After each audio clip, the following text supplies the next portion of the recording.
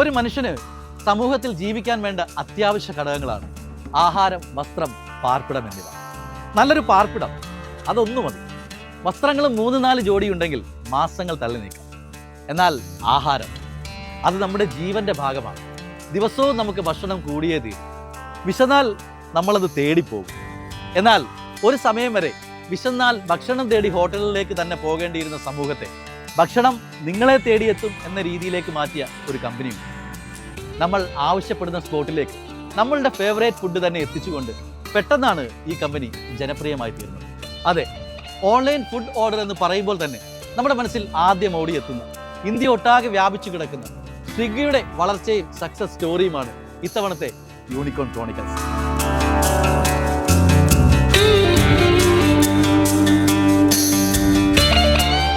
സ്വിഗ്ഗിയെക്കുറിച്ച് പറയാൻ തുടങ്ങുമ്പോൾ ആദ്യം നമ്മൾ ഈ ആശയം കൊണ്ടുവന്ന ഇതിൻ്റെ കോ ഫൗണ്ടർ കൂടിയായ ശ്രീഹർഷ മജേദിയെക്കുറിച്ച് അറിയണം. ആന്ധ്രാപ്രദേശുകാരനായ ഇദ്ദേഹത്തിന് പെട്ടെന്നൊരു ദിവസം മനസ്സിൽ തോന്നിയ ആശയമായിരുന്നില്ല സ്വിഗ്ഗി. പഠിത്തത്തിനൊപ്പം പാഷനും മനസ്സിൽ വളർത്തിയ ശ്രീഹർഷ ആദ്യം പഠിച്ചൊരു ജോലി നേടി. ലണ്ടനിലെ ആ ജോബ് 1 വർഷം പോലും തുടരാൻ മനസ്സിലെ ബിസിനസ് എന്ന പാഷൻ അനുവദിച്ചില്ല. ജോലി ഉപേക്ഷിച്ച് സ്വന്തമായി എന്ത് ബിസിനസ് തുടങ്ങണമെന്ന ചിന്തയിൽ ഒരു യാത്ര പുറപ്പെടാൻ അദ്ദേഹം തീരുമാനിക്കുകയാണ്. ബസ്സിലോ ട്രെയിനിലോ ഫ്ലൈറ്റിലോ ആയിരുന്നില്ല ആ യാത്ര. പോർച്ചുഗലിൽ നിന്നും ഗ്രീസിലേക്ക് സൈക്കിളിലായിരുന്നു ആ യാത്ര. 3 മാസം നീണ്ട ഈ യാത്ര 3500 കിലോമീറ്ററുകൾ താണ്ടി. ലോകത്തെയും ജീവിതത്തെയും കുറിച്ചുള്ള വ്യക്തമായ വീക്ഷണങ്ങൾ ശ്രീഹർഷയ്ക്ക് കിട്ടി. ചില ബിസിനസ് രീതികൾ കണ്ടപ്പോൾ പുതിയ ചിലത് മനസ്സിൽ രൂപം കൊണ്ടു. അങ്ങനെ 2011 ശ്രീഹർഷ സുഹൃത്തായ നന്ദൻ റെഡ്ഡിക്കൊപ്പം ചേർന്ന് ഒരു ഓൺലൈൻ സർവീസ് ആരംഭിച്ചു. എന്നാൽ അത് സ്വിഗ്ഗി ആയിരുന്നില്ല. ഒരു കൊറിയർ സർവീസാണ് ഇവർ ആദ്യം ആരംഭിച്ചത്. ആ കൊറിയർ സർവീസിൻ്റെ പേരായിരുന്നു ബണ്ടിൽ. ഈ കൊറിയർ കമ്പനി 1 വർഷം സർവീസ് നടത്തിയെങ്കിലും ഇതിൽ നിന്നും കാര്യമായ ലാഭമൊന്നും അവർക്കുണ്ടായില്ല. എന്നാൽ അതേസമയം ഇവർ മറ്റൊരു കാര്യം മനസ്സിലാക്കി. ഇവിടെ റെസ്റ്റോറൻറ്റുകളെ ഉപഭോക്താക്കളുമായി ബന്ധിപ്പിക്കുന്ന റെസ്റ്റോറൻറ്റ് വ്യവസായത്തിൻ്റെ ലോജിസ്റ്റിക്കിൽ ഒരു ബിസിനസ് സാധ്യതയുണ്ട്. നിലവിൽ ഫുഡിബേ എന്ന പേരിൽ ഒരു ഫുഡ് ഡെലിവറി സർവീസ് ഉണ്ടെങ്കിലും അത് അത്ര വിപുലമല്ല. ഈ ഫുഡിബേയാണ് പിന്നീട് പേര് മാറ്റി ഇന്ന് സൊമാറ്റോ എന്ന പേരിൽ സ്വിഗ്ഗിക്ക് മികച്ച കോമ്പറ്റീറ്ററായി മാറിയത്. ഏതായാലും അന്ന് ഇരുവരും ചിന്തിച്ചത് അധികമാരും കടന്നു വരാത്ത ഈ ഓൺലൈൻ ഫുഡ് ഡെലിവറിയെക്കുറിച്ച് തന്നെയായിരുന്നു. തുടർന്ന് അതിൻ്റെ സാധ്യതയെക്കുറിച്ച് കാര്യമായി തന്നെ പഠിച്ചു. വ്യക്തമായൊരു പ്ലാൻ ഉണ്ടാക്കി. ആപ്പ് വികസിപ്പിച്ചെടുക്കാനായി ശ്രീഹർഷും നന്ദൻ റെഡ്ഡിയും തങ്ങൾക്കൊപ്പം പണ്ട് IITയിൽ പഠിച്ചിരുന്ന നിലവിൽ സോഫ്റ്റ്വെയർ എഞ്ചിനീയർ കൂടിയായ രാഹുൽ ജെയ്മിനിയെയും ഈ സംരംഭത്തിൽ കൂടെ കൂട്ടി. അങ്ങനെ ആ ഫുഡ് ഓർഡറിംഗ് ആപ്പ് രൂപം കൊണ്ടു. ഫെസ്റ്റിവൽ ഓഫ് ഫുഡ് എന്നർത്ഥം വരുന്ന സ്വിഗ്ഗി എന്ന കന്നഡ വാക്കിനെ മോടി പിടിപ്പിച്ച് സ്വിഗ്ഗി എന്ന പേരിൽ ആപ്പ് പുറത്തിറങ്ങി. അങ്ങനെ ഇന്ത്യയുടെ IT നഗരമായ ബാംഗ്ലൂരിൽ പരീക്ഷണാർത്ഥം സ്വിഗ്ഗി ലോഞ്ച് ചെയ്തു. 25 റെസ്റ്റോറൻറ്റുകളും 6 ഡെലിവറി എക്സിക്യൂട്ടീവുകളുമായി ബാംഗ്ലൂരിലെ കോറമംഗല ആസ്ഥാനമാക്കി സ്വിഗ്ഗി സർവീസ് ആരംഭിച്ചു. മൊത്തം 1 കോടി രൂപയായിരുന്നു സ്വിഗ്ഗിയുടെ ഇനിഷ്യൽ ഇൻവെസ്റ്റ്മെൻറ്റ്. ബാംഗ്ലൂർ സിറ്റിയിൽ താമസമാക്കിയിരുന്നവരിൽ കൂടുതലും മറ്റ് സ്റ്റേറ്റുകളിൽ നിന്നും ഇവിടെ വന്ന് ജോലി ചെയ്യുന്നവരാണ്. അതുകൊണ്ട് തന്നെ സ്വന്തമായി ഭക്ഷണം പാകം ചെയ്യുന്നവർ ചുരുക്കവുമാണ്. കൂടുതൽ പേരും ആശ്രയിച്ചിരുന്നത് റെസ്റ്റോറൻറ്റുകളെ തന്നെയായിരുന്നു. അവിടേക്കാണ് സ്വിഗ്ഗി ലോഞ്ച് ചെയ്തത്. നിങ്ങൾ റൂമിലിരുന്നോളൂ, ഭക്ഷണം ഞങ്ങൾ അവിടെ എത്തിക്കാം. അത് പെരുമഴയത്തായാലും കൊടും വേനലിലായാലും നിങ്ങളുടെ വീട്ടുപടിക്കൽ ഭക്ഷണം എത്തും. Don't miss a moment this cricket season. Order food on Swiggy. What a delivery. സ്വിഗ്ഗിയുടെ ഈ സേവനം ബാംഗ്ലൂർ സിറ്റിയിലെ താമസക്കാർ ഇരു കൈയും നീട്ടി സ്വീകരിച്ചു. ആപ്പ് ഡൗൺലോഡ് ചെയ്യാൻ മടിച്ചു നിന്നവർക്ക് മുൻപിലേക്ക് ആദ്യത്തെ ഒരു ഓർഡർ ഫ്രീ ആയി കൂടി നൽകിയതോടെ സ്വിഗ്ഗി ബാംഗ്ലൂരിൽ സൂപ്പർ ഹിറ്റായി മാറി. ഓരോ മാസവും പ്രോഫിറ്റിൽ 25% വീതം വളർച്ച കൂടിക്കൊണ്ടേയിരുന്നു. പരീക്ഷണം ആദ്യ വർഷം തന്നെ സക്സസ് ആയതോടെ ശ്രീഹർഷും നന്ദൻ റെഡ്ഡിയും രാഹുൽ ജെയ്മിനും ചേർന്ന് ബിസിനസ് ഒന്ന് വ്യാപിപ്പിക്കാൻ തീരുമാനിച്ചു. അങ്ങനെ 2015 കമ്പനി ലോഞ്ച് ചെയ്തു. കൃത്യമായി പറഞ്ഞാൽ 1 വർഷം കൊണ്ട് തന്നെ സ്വിഗ്ഗി അതിൻ്റെ സർവീസ് ബാംഗ്ലൂരിൽ നിന്ന് ഇന്ത്യയിലെ പ്രധാനപ്പെട്ട 8 സിറ്റികളിലേക്ക് കൂടി വ്യാപിപ്പിച്ചു. അഹമ്മദാബാദ്, ബാംഗ്ലൂരു, ചെന്നൈ, ഡൽഹി, ഹൈദരാബാദ്, കൊൽക്കത്ത, മുംബൈ, പൂനെ എന്നിവയായിരുന്നു ആ സിറ്റികൾ. അതിനുള്ള പ്രധാന കാരണം ഇവരുടെ സർവീസ് രീതിയാണ്. സ്വന്തമായി ഓഫീസ് നിർബന്ധമില്ല, സ്ഥിരമായി സ്റ്റാഫുകളെ നിയമിക്കേണ്ടതില്ല, ഫുഡ് ഡെലിവറി ചെയ്യാൻ ട്രാൻസ്പോർട്ടേഷനായി വണ്ടികൾ വാങ്ങേണ്ടതില്ല. എല്ലാം ദൂരെ ഇരുന്നു കൊണ്ട് ഈ ആപ്പിലൂടെ തന്നെ നിയന്ത്രിക്കാം. സ്വിഗ്ഗിയോടൊപ്പം ചേർന്ന് ജോലി ചെയ്യാൻ പ്രായഭേദമന്യേ നിരവധി എംപ്ലോയീസ് എത്തി. സ്വന്തമായി 2 വീലറുള്ള ആർക്കും അവരുടെ ഫ്രീ ടൈമിൽ ഡെലിവറി എക്സിക്യൂട്ടീവായി വർക്ക് ചെയ്യാനുള്ള ഓപ്പർച്യൂണിറ്റി സ്വിഗ്ഗി മുന്നോട്ട് വെച്ചപ്പോൾ എല്ലാ സിറ്റികളിലും സ്വിഗ്ഗിയുടെ എംപ്ലോയി ആകാൻ നിരവധി പേരെത്തി. അങ്ങനെ 2015 സ്വിഗ്ഗി സ്വപ്നതുല്യമായ വളർച്ച നേടി. 2015 ഏപ്രിൽ മാസമായപ്പോഴേക്കും തന്നെ കമ്പനി 16.5 കോടി രൂപ ലാഭത്തിലെത്തി. 2015 ജൂൺ ആയപ്പോഴേക്കും ആ ലാഭം 120 കോടിയിലെത്തി. ആ ഇയർ ക്ലോസ് ചെയ്തപ്പോൾ സ്വിഗ്ഗിയുടെ പ്രോഫിറ്റ് 280 കോടിയിലധികം രൂപയായിരുന്നു. അവിടെ നിന്നും പടിപടിയായി വളർന്ന സ്വിഗ്ഗി 2018 ആയപ്പോഴേക്കും ഒരു യൂണിക്കോൺ കമ്പനിയായി മാറി. $1 ബില്യൺ, അതായത് 8200 കോടി രൂപയായി സ്വിഗ്ഗിയുടെ ആസ്തി. ഇനി ഈ സ്വിഗ്ഗിയുടെ ബിസിനസ് രീതി എങ്ങനെയെന്ന് നമുക്ക് നോക്കാം. ശരിക്കും ഇതൊരു സർക്കിൾ മോഡലാണെന്ന് തന്നെ പറയാം. കാരണം സ്വിഗ്ഗിയുടെ ആപ്പിലൂടെ നമുക്ക് പല റെസ്റ്റോറൻറ്റുകളെയും അവരുടെ സ്പെഷ്യൽ ഡിഷുകളെയും അറിയാൻ സാധിക്കും. അതുവഴി ഒരു കസ്റ്റമർ ഫുഡ് ഓർഡർ ചെയ്യുമ്പോൾ നേരെ റെസ്റ്റോറൻറ്റുമായി കണക്റ്റഡ് ആകുന്നു. അങ്ങനെ ആദ്യം കസ്റ്റമറിൽ നിന്നും നേരെ റെസ്റ്റോറൻറ്റിലേക്ക്, അവിടെ നിന്നും ഡെലിവറി എക്സിക്യൂട്ടീവിലേക്ക്, അവിടെ നിന്നും വീണ്ടും കസ്റ്റമറിലേക്ക്. അങ്ങനെ നോക്കുമ്പോൾ സ്വിഗ്ഗിയുടേത് ഒരു സർക്കിൾ കണക്ഷൻ ബിസിനസ് രീതിയാണ് എന്ന് തന്നെ പറയാം.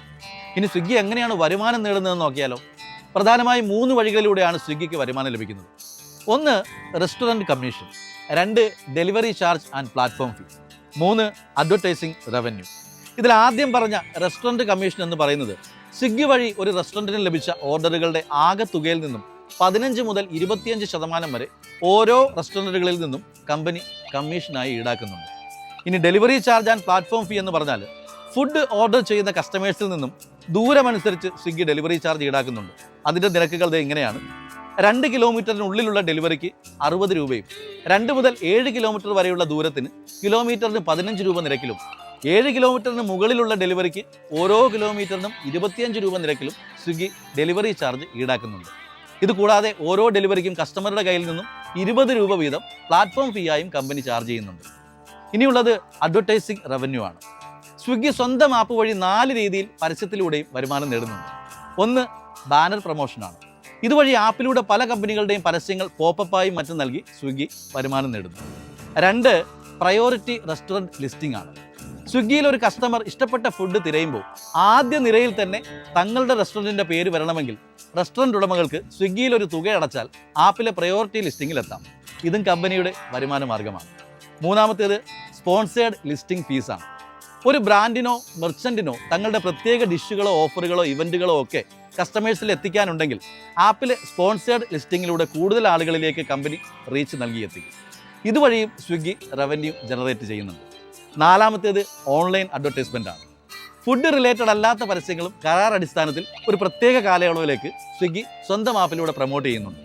ഇതിനും അതാത് കമ്പനികളിൽ നിന്നും സ്വിഗ്ഗി ഒരു നിശ്ചിത തുക ഈടാക്കുന്നുണ്ട്.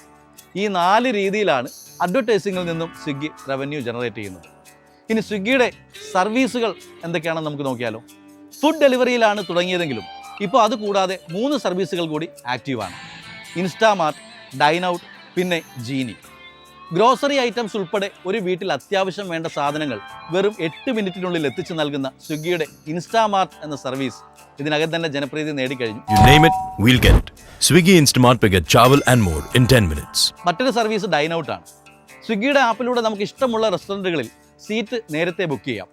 ഫാമിലിയായും ഫ്രണ്ട്സായും ഒക്കെ പോകുമ്പോൾ എത്ര തിരക്കുള്ള റെസ്റ്റോറൻറ്റുകളിലും സീറ്റിന് വെയിറ്റ് ചെയ്യേണ്ട എന്ന് മാത്രമല്ല, ആപ്പ് വഴി ബുക്ക് ചെയ്യുന്നവർക്ക് സ്പെഷ്യൽ ഡിസ്കൗണ്ടുകളും സ്വിഗ്ഗി നൽകും. स्विगी पर अब डाइन आउट ऑप्शन भी है. With Swiggy Dine Out, go out and dine with up to 40% off on your bills at 18,000 plus restaurants. ഇനിയുള്ളത് കൊറിയർ സർവീസാണ്. പേര് ജീനി. ഇതിൻ്റെ ഏറ്റവും വലിയ പ്രത്യേകത എന്ന് പറയുന്നത് സാധാരണ നമ്മൾ കമ്പനികളിലെ പ്രോഡക്റ്റുകൾ ഓർഡർ ചെയ്യുമ്പോൾ അത് പാഴ്സലായി വീട്ടിൽ എത്തിച്ചു തരുന്ന രീതിയല്ല ജീനിയുടേത്. നമുക്കൊരു സാധനം നമ്മുടെ ബന്ധുക്കൾക്കോ സുഹൃത്തുക്കൾക്കോ എത്തിക്കണം, എന്നാൽ പോയി കൊടുക്കാനുള്ള സമയവുമില്ല. ഇങ്ങനെ ഒരു അവസരത്തിൽ നമുക്ക് സ്വിഗ്ഗിയിലെ ജീനി എന്ന ഓപ്ഷനിൽ പോയി റിക്വസ്റ്റ് ചെയ്താൽ ചെറിയ പേയ്മെൻറ്റ് ഈടാക്കിയ ശേഷം സ്വിഗ്ഗിയുടെ ഡെലിവറി എക്സിക്യൂട്ടീവ് നമ്മുടെ വീട്ടുപടിക്കലെത്തും. நிமிஷங்களுக்குள்ளில் அது எத்தேண்டெடுத்து எத்திക്കുകയും செய்யும். நல்ல வேளை ஸ்விக்கி ஜீனி கிடைச்சது. பிக்கப் அண்ட் ட்ராப் அட்ரஸ் மட்டும் போடுங்க, மத்ததெல்லாம் ஜீனி பாத்துக்கும். டூ மச் வேலையா தலைமையில இப்ப ஸ்விக்கி ஜீனி இருக்குல்ல. സ്വിഗ്ഗിയുടെ ഡെലിവറി എക്സിക്യൂട്ടീവ് ആവാൻ ആൺ പെൺ വ്യത്യാസമില്ലാതെ 18 വയസ്സ് പൂർത്തിയായ നിരവധി ആളുകളാണ് തൊഴിൽ തേടിയെത്തുന്നത്. ജോലി സ്വാതന്ത്ര്യം തന്നെയാണ് ജോബ് സീക്കേഴ്സിനെ സ്വിഗ്ഗിയിലേക്ക് ആകർഷിക്കുന്നത്. എവിടെയും പഞ്ച് ചെയ്യേണ്ട, ഷിഫ്റ്റില്ല, ആരെയും റിപ്പോർട്ട് ചെയ്യേണ്ട, ഇഷ്ടമുള്ള സമയത്ത് വർക്ക് ചെയ്യാം, മാന്യമായ പേയ്മെൻറ്റ്. ആഴ്ചയിൽ 3500 മുതൽ 4500 രൂപ വരെയും മാസത്തിൽ 20,000 മുതൽ 30,000 വരെയും സ്വിഗ്ഗിയുടെ ഡെലിവറി എക്സിക്യൂട്ടീവ് നേടുന്നുണ്ട്. 2014 വെറും 6 ഡെലിവറി എക്സിക്യൂട്ടീവ്സുമായി തുടങ്ങിയ സ്വിഗ്ഗിക്ക് കീഴിൽ ഇന്ന് 5 ലക്ഷത്തിലേറെ എക്സിക്യൂട്ടീവ്സ് ഉണ്ട്. 2024 മാർച്ചിലെ കണക്ക് പ്രകാരം 11,247 കോടി രൂപയാണ് സ്വിഗ്ഗിയുടെ ടേൺ ഓവർ. ഇതേ വർഷം നവംബർ മാസത്തിൽ സ്വിഗ്ഗി സ്റ്റോക്ക് മാർക്കറ്റിൽ സാന്നിധ്യം അറിയിച്ചത് കമ്പനിയുടെ സുതാര്യതയെ എടുത്തു കാട്ടുന്നു. ഇന്ത്യയിലെ 680-ലധികം സിറ്റികളിൽ 2,20,000 റെസ്റ്റോറൻറ്റുകളുടെ ടൈപ്പുമായി 300 കോടിയിലധികം ഓർഡറുകളും പിന്നിട്ട് സ്വിഗ്ഗി അവരുടെ വിജയയാത്ര തുടരുന്നു. യൂണിക്കോൺ കമ്പനികളുടെ കഥകൾ തേടി നമ്മുടെ യാത്രയും തുടരും. കാണാം നമുക്ക് മറ്റൊരു എപ്പിസോഡ്.